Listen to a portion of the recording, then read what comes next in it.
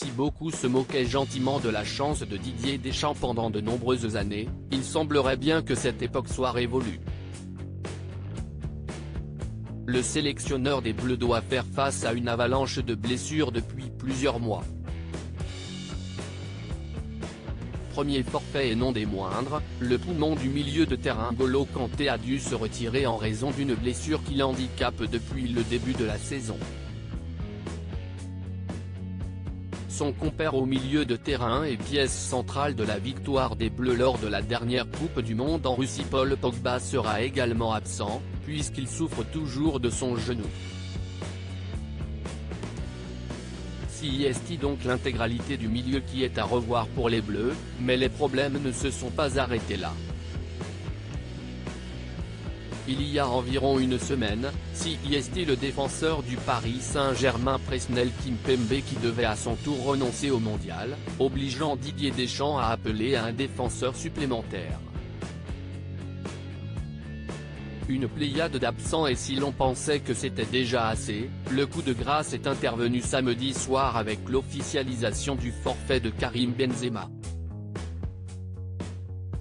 Si l'on savait qu'il s'entraînait à part depuis un moment en raison d'une gêne musculaire, le sélectionneur et les joueurs se montraient confiants sur sa participation, mais lors de l'entraînement, le tout récent Ballon d'Or a été victime d'une blessure à la cuisse.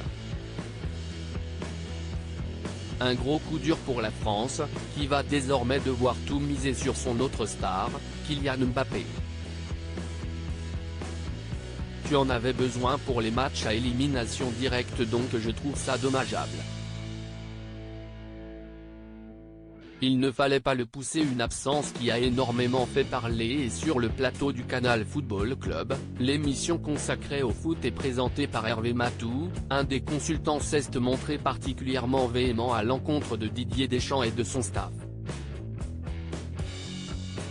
Joueur de l'équipe de France entre 200e et 2013, Samir Nasri s'est dit convaincu que la situation aurait dû être mieux gérée en interne, lui qui a pu parler au téléphone avec Karim Benzema. La gestion a été mauvaise avec lui, assure l'ancien Marseillais, qui affirme que le joueur du Real Madrid est actuellement dépité. On n'avait pas forcément besoin de Benzema pour l'Australie, la Tunisie ou le Danemark.